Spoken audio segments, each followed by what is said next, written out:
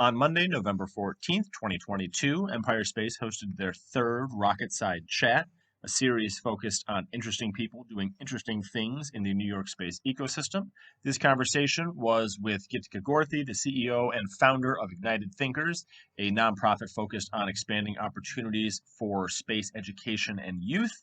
She is currently a freshman at Columbia University, and we had an absolutely fantastic conversation. Please enjoy. Hello, everybody. I am Patrick Chase, one of the co-founders of Empire Space, a nonprofit organization focused on understanding and expanding the New York space ecosystem. Tonight is the third installment in our Rocketside Chat series, where we meet interesting people doing interesting things in space around New York. We are very excited about tonight's guest. I've been looking forward to this one for a couple of weeks. We've had the opportunity to interact with her in a couple of different forums. She interviewed us on her YouTube channel. We'll be sure to post that in the link below. So we're very much looking forward to the opportunity to return the favor. Gitika Gorthi is the CEO and founder of Ignited Thinkers, a nonprofit organization focused on expanding space education opportunities for all students. She is a former NASA intern. She has conducted research internships with multiple universities, and she served as a student advisor to the Fairfax County School District in Virginia regarding career and technical education programs. Her resume is already more impressive than mine. She is currently a freshman at Columbia University, and we are incredibly excited to see where she takes her educational outreach here in New York. Welcome, Gitika. Thank you so much for having me. I am incredibly honored and so excited for our conversation today. So, first things first, how was your freshman year? You've been at Columbia now for a couple of months. So how are you settling into the city? Yeah, I've actually had a very smooth transition. I was a lot more nervous, I think, coming in because I didn't know what to expect. I've heard lots of things about college, but it was a great transition. My family visited me a few times, so I didn't necessarily feel homesick. And New York is just such a beautiful place. I think there's always something to do if you're not in school or you're not, doing research or you're a regular academic work. I think there's so many ways to keep yourself busy in this city. So it's definitely been a wonderful transition. That is very true. Have you gotten a chance to get involved in any space specific? I know Columbia has multiple ways for people to get involved in space related things. I know that we've interacted with a couple of them before. So you gotten a chance to get your hands dirty, so to speak? Yes, I have. I've joined the Columbia Space Initiative team. I've joined their space microbiology sub-team, as well as dipped my feet a little bit into their outreach, as well as their rockets team. So it's been great interacting with the other space enthusiasts at Columbia. But even outside of the institution, I've had the opportunity to interact with incredible space professionals, including yourselves in New York. I never realized how amazing of a place New York really is for space and networking. I've recently had the opportunity to go to the Luxembourg Space Finance event where I came across and ran into, Evan. a few of Empire Space. Yes, I did, and it was great. I met so many. I think I met around 10 to 15 professionals, and I networked with them, got their emails, and we had a lot in common. So I got to go to that event, as well as through Space Prize, I got to go meet the United States of America's UN ambassador. Yeah. And so it was very it was such a cool opportunity to be able to literally 20 minutes away from Columbia to be able to go to the headquarters of the United Nations and to interact with her, talk about space, talk about what we're doing to empower students to get into the aerospace industry and why space could be a tool to that the UN should look further into investing in. So I think really it was just such a cool experience to get involved in so many different pipelines of the space industry in New York. So yes, I had the opportunity to dive in. That's fantastic. I saw when you put it on Twitter when you went up to the UN. That seemed absolutely fantastic. So you are quite obviously well connected. You get to do all these fantastic things. So tell us a little bit about Ignited Thinkers and how that got started for you. And I guess lots of students have an interest in space and rockets at a young age, but you turned that into action. Most kids don't found a nonprofit in middle school. Most people don't kind of build the resume that you built. So what was it that helped you kind of expand your interest and act on your interest? Yeah. That's a great question. I think there's a lot of factors that played into this. And I think I was in the same boat as many young students where I was fascinated with space, curious about what's beyond. And I did end up kind of diverting my interests away from space and like around third grade. So I was very intrigued with space growing up, always thought aliens were the coolest things ever, and you wanted to meet them. I wanted to find if aliens existed, like most students do. And that passion sort of diverted as I got a little bit older before middle school, because I honestly, none of my parents were in the space industry. I didn't have any relatives in space. None of my teachers really talked about space in Mhm. classrooms. So I never thought of it as something I could realistically do growing up. Mhm. Instead, all those curious questions I had about space started forming in medicine and biology. I started asking Oh, questions okay. about what's inside of the human body, and started questioning things, how the biological processes really worked. So Hmm. that same curiosity instilled into learning about the human body. And so going into middle school, I was like, I know what I want to be. I want to go into biology. I want to go into medicine. I want to become a physician. But then it all really changed in middle school. As I told you before, Mhm. through my middle school rocketry club, and I took during middle school there was a elective called engineering and design, and I ended up taking the class as one of my electives. And we had a rocketry unit. And during this rocketry unit, my middle school tech ed teacher, Mr. Anderson, he noticed and recognized my curiosity and excitement for Mhm. the rocketry unit. And he's like, Gitika, why don't you join my after school rocketry club program? And I was a little bit hesitant at first because I didn't know if I could actually build model rockets because it sounded very difficult. But I jumped at the opportunity anyway, and I ended up falling in love with building and flying rockets. I used to CAD and 3D print different designs, use the laser printer we had, and just kind of manipulate the different parts of a model rocket Mhm. to, output different results in the flights. So it was very interesting for me, and I used to spend 2 to 3 hours every day after school, and I just knew that this excited me, and I wanted to stay after and do this. It wasn't something I was forcing myself to be a part of. And that summer, I applied for a 1 week program at NASA called the NASA Goddard Sisters Program. And this was in Mhm. Maryland, so like 30, 40 minutes away from my house, Yeah. where they accepted around 40 girls to take part in a 1 week program and meet and interact with scientists at NASA. We got to go to their cafeteria, we got to visit all the laboratories, the launch control room, literally everything. And I fell in love with space even more at that moment. And I knew that this was my future. And so going into eighth grade, I knew I wanted a career in space. And along this process, my parents have never actually seen me launch a rocket before, Mhm. but it was in eighth grade where they drove me to a launch site to be able to launch a larger rocket that I Mhm. constructed. And that was the first time they were seeing my rocket launch. And they said something on the car ride back home from that launch Mhm. that really just changed everything. My dad, both my parents are immigrants from India, and so they've studied there and they came here. Right, I was actually born in India as well, and I came here when I was a young baby. Okay. And yeah, and when I came, they were telling me on the car ride back, like, Gitika, you're so lucky to have the opportunity to build and fly rockets at 13. I mean, I'm 40 and I never got to build a rocket or even, I didn't even know that students could do that. If I was your age and I was doing this, maybe I would have gotten into the aerospace sector as well. You're so lucky to have this opportunity. Not many kids have it. And at that moment, it just all clicked in that I was very Mhm. fortunate to have the opportunity to reignite my passion for space. A lot of students love space and it slowly kind of disappears because they don't think it's a possible career.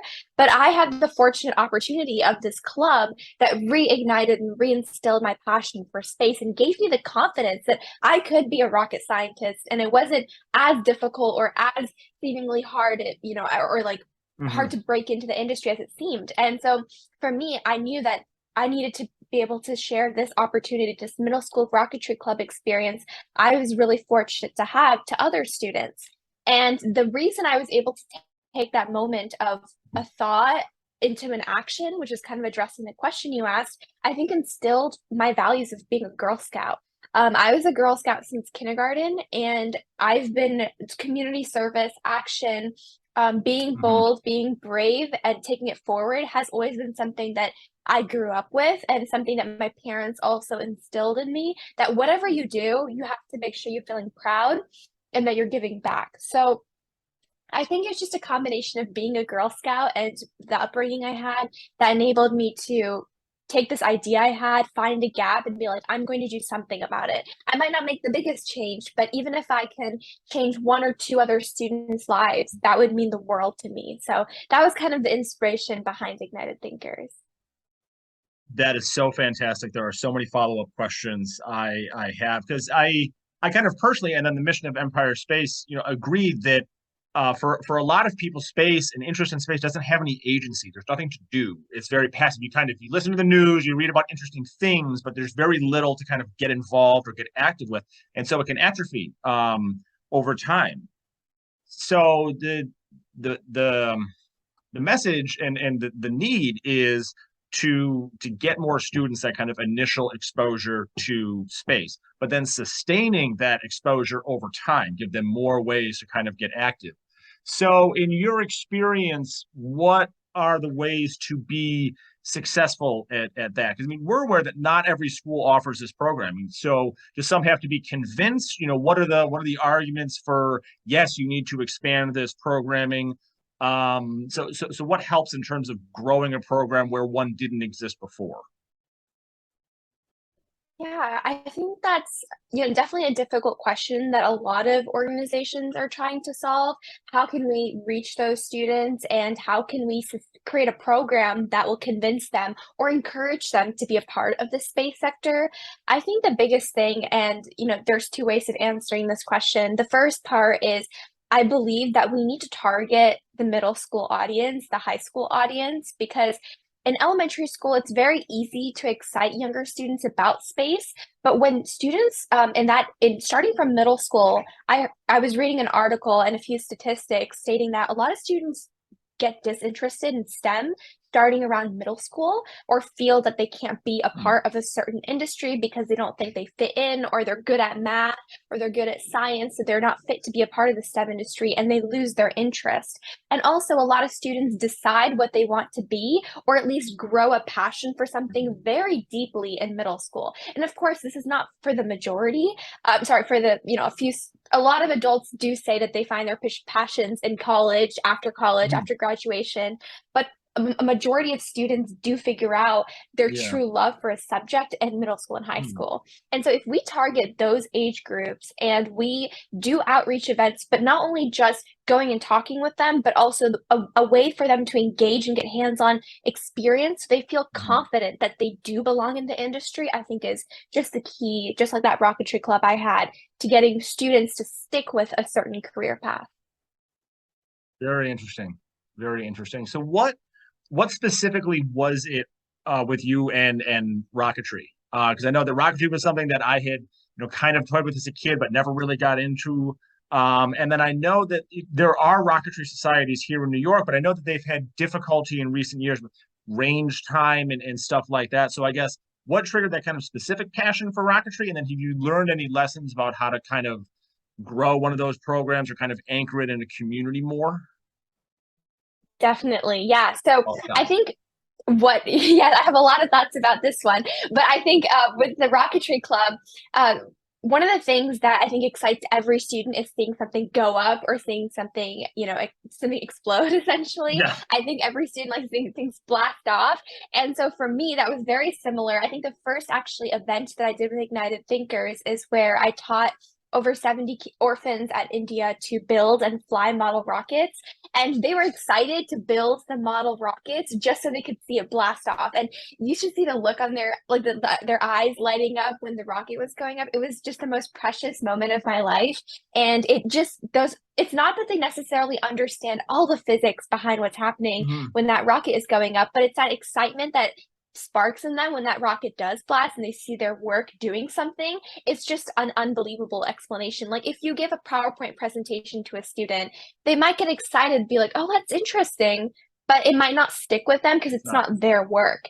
yeah. Right. But if they build and actually construct it and they're like, oh, Mhm. my work is doing that, that's just a different excitement. So that's what made me excited to do rocketry. And I was very fortunate to have a rocketry club that was licensed. So I had a teacher, my tech ed teacher, who was licensed in rocketry. So he had the permissions to be able to launch rockets every week at the back of my school. This is not a freedom that everyone has, Mhm. especially we're a school that's near the airport. So there were a lot of permissions my professor or like my middle school teacher needed to get. But not a lot of teachers know how to get those licenses, or a lot of Mhm. teachers are not trained to be able to have rocketry clubs. Mhm. And so recently, I actually helped one girl. Her name is Scarlett. She's in New York, and Ignited Thinkers helped her fund her rocketry club that she just started in her high school. So her high school never had a rocketry club before, and we recently just helped her start one, and they launched their first 10 rockets. So it was very exciting to be a part of that journey. And what I noticed in helping her start this club is one, you need to have faculty support. I mean, the principal of the school, the administrators, they need to agree that it's okay to dedicate the backfield of the school on one after school day to launching rockets. So you need to have faculty support, as well as you need to have awareness of how to get licenses and inform airports nearby that there will potentially be a rocket that's going 1,000 feet, and just kind of get their okay from it. So I think the toughest logistical part of starting a rocketry club is how to launch the rockets, because a lot of students won't be interested in joining the club if they can't actually launch their work and Mhm. like see it go up or actual tangible progress. So I think for me, when the excitement part was Mhm. seeing it would go up and to do something different every week, but logistically, it's difficult to start a club, and it's going to take a lot more thought into how do we make that process easier, and how do we train teachers easier so this can be in every school. So many follow-up thoughts for programs here in New York. I mean, you speak to a lot of the barriers that exist. Like you can't put rocket ranges everywhere. Like it's logistically very complicated. And the analogy I think of in New York is the unique asset that we have, which is there's about 3 dozen K through 12 schools, mostly middle and high schools, that have planetariums on their campuses. Um, Wow. it's Yeah. mostly a New York City, Hudson Valley, Long Island thing. Like we don't have this in the Finger Lakes where I'm from. When I came across it doing research for Empire Space, I was like, "What? People have this? Like Yeah. I would have loved to have Yeah. this as a kid." What happened was they were built I during the space agree. Yeah. age when interest was high. But then what happened was in the late 90s and early 2000s, when it came time to refurbish them, the interest was Mhm. much lower. And so there were a handful of Okay. districts. There was one in Niagara Falls, there was one up in Watertown, a couple downstate that Oh. chose not to. And those districts lost the capability of the planetarium because there was no interest. It was a burden. Mm. There wasn't Yeah. the motivation. So I'm Yeah. seeing parallels to what you just discussed with rocketry, and especially the one concept that came to mind was how intimidating space can be for people as adults, and people don't like being confronted with something they're intimidated by. The It I seems too agree. big or too strange. They don't understand it, and like most things that happen as an adult, the groundwork for that is laid as a kid. It's much easier to get someone interested in space when they're much more open and Yeah. curious in middle school. And I think it's so critical to provide those experiences so kids can realize that this door is open to them. And you hit on it too with some of your experiences. Like I acknowledge from my perspective that those opportunities are not equally distributed between districts. Like Yeah. wealthier districts have more opportunities than poorer districts, and even within districts, like Yeah. we're all aware that the history of space and aerospace is overwhelmingly dominated by white men, and it takes active measures to kind of correct that exposure. We have to know how often people in certain socioeconomic classes or because of their gender or XYZ said, "Oh, this isn't for me," and that's you are an example of how to correct that, for how to kind of bring passion into action and results in the real world. Um, so hopefully at some point we can, and you've already mentioned expanding some of that work here in New York. So I guess in closing, just what's next? With your time at Columbia, what are you hoping to study? You don't need to tell me your major now. I know you're just a freshman, but any exciting programs coming up with Ignited Thinkers? What's the big news coming down the road? Yeah, so in terms of my academic path, I do kind of have an idea of what my major is. So at Columbia, we have something called the core, where we are required to take classes from a lot of different subjects. And so Hmm. that kind of restricts us, especially if we're doing like a STEM major. It's better to know what your major is earlier on to fulfill all the Yeah. heavy requirements that Columbia has in place.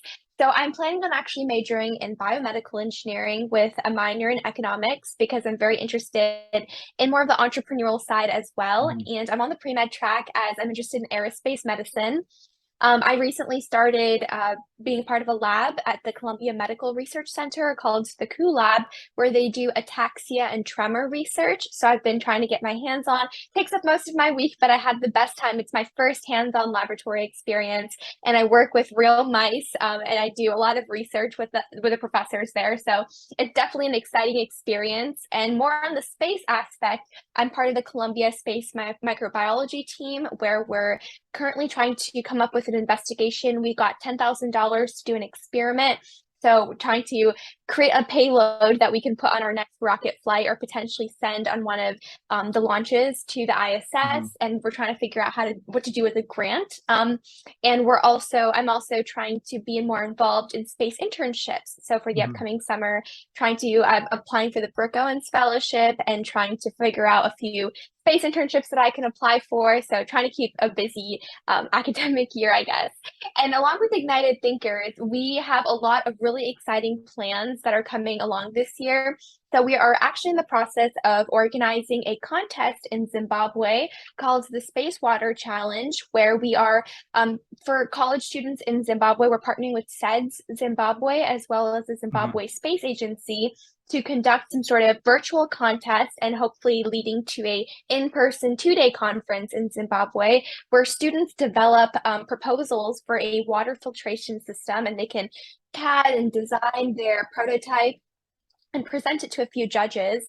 And the winner of that would be able to potentially get funding to develop a prototype and pitch it to more investors. And our goal is that students will get the process of what it's like to prototype, going through the engineering process, connecting with real world professionals, and taking this technology that they're developing for space and making sure that they make the connection that they can bring that back down to earth to Hmm. improve water filtration systems in Zimbabwe, as still in many parts of the world, water filtration is a big problem, and clean water Hmm. access to Yeah, clean water is still a big absolutely. concern. So trying to help kind of bring that idea that space is for Earth through this competition, and especially focusing on the university level students, so that way we can pipeline them into the Zimbabwe Space Agency. So we're very excited to kind of organize and host that contest. And we're also working on creating career videos for Fairfax County Public Schools in Virginia. So career videos that are very short that are being Hmm. played in classrooms.